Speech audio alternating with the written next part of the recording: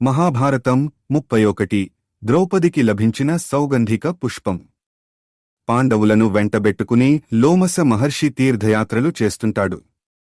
పాండవులు మానసికంగా ధైర్యాన్ని కోల్పోకుండా రానున్నవన్నీ మంచి రోజులే అనే విషయాన్ని తెలియజెప్పుతూ వాళ్లను ముందుకు తీసుకెడుతుంటాడు. అలా వాళ్లు అనేక తీర్థాలను దర్శిస్తూ సాగుతుంటారు. అలసట అనిపించినప్పుడల్లా విశ్రాంతి తీసుకుంటూ ఉంటారు. అలా ఒకానొక ప్రదేశంలో వాళ్లు విడిది చేస్తారు. ఆహ్లాదకరమైన అక్కడి వాతావరణంలో పాండవులు సేదతీరుతారు.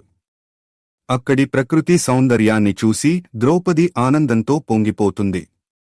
ఒక రోజున భీముడితో కలిసి ద్రౌపది విహరిస్తుండగా ఆమెకి ఒక చిత్రమైన పుష్పం కనిపిస్తుంది. నేల రాలిన ఆ పుష్పాన్ని చూడగానే ఆమె చట్టుక్కున అందుకుంటుంది. ఎంతో ఆకర్షణీయంగా మరెంతో సువాసనలను వెదజల్లుతూ ఉన్న ఆ పుష్పాన్ని భీముడికి చూపిస్తుంది. అలాంటి పుష్పాలు తనకి మరిన్ని కావాలని కోరింది. దాంతో సౌగంధిక పుష్పాల కోసం భీముడు బయల్దేరతాడు. అయితే అది సాధారణమైన పుష్పం కాదు, గంధర్వలోకంలో కుబేరుడి సరస్సులో మాత్రమే విరిసే పుష్పం అది. కేవలం శివపూజ కోసమే కుబేరుడు ఆ పుష్పాలను ఉపయోగిస్తుంటాడు. అలాంటి పుష్పం భూలోకానికి చేరుకోవడం వెనుక ఒక ఆసక్తికరమైన కథ ఉంది. గంధర్వలోకంలో కుబేరుడు అనునిత్యం సౌగంధిక పుష్పాలతో మహాశివుడిని అర్చిస్తూ ఉంటాడు. ఆ సౌగంధిక పుష్పాలు ఒకే ఒక సరస్సులో విరుస్తూ ఉంటాయి.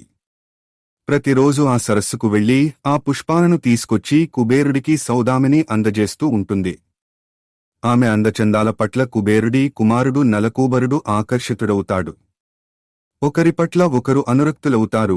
గాంధర్వ వివాహం చేసుకోవాలని నిర్ణయించుకుంటారు. అతని ప్రేమతో ఆటపాటల్లో మునిగిపోయిన సౌదామిని ఒక రోజున పూజకు ఒక పుష్పాన్ని తక్కువగా తీసుకొస్తుంది.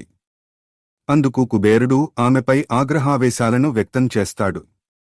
జరిగిన దాంట్లో సౌదామిని పొరపాటు లేదని, ఆమె కోసిన పుష్పాల్లో నుంచి ఒకటి తానే ఆమెకి అలంకరించానని చెబుతాడు నలకూబరుడు. ఆ మాటకి కుబేరుడు మరింత ఉగ్రుడవుతాడు. భగవంతుడికి భక్తితో సమర్పించవలసిన పుష్పంతో సౌదామిని కురులను అలంకరిస్తావా? అంటూ మండిపడతాడు.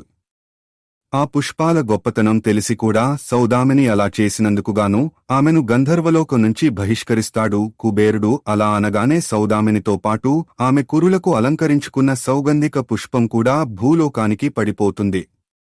అలా పడిపోయిన ఆ పుష్పమే ద్రౌపదికి లభిస్తుంది.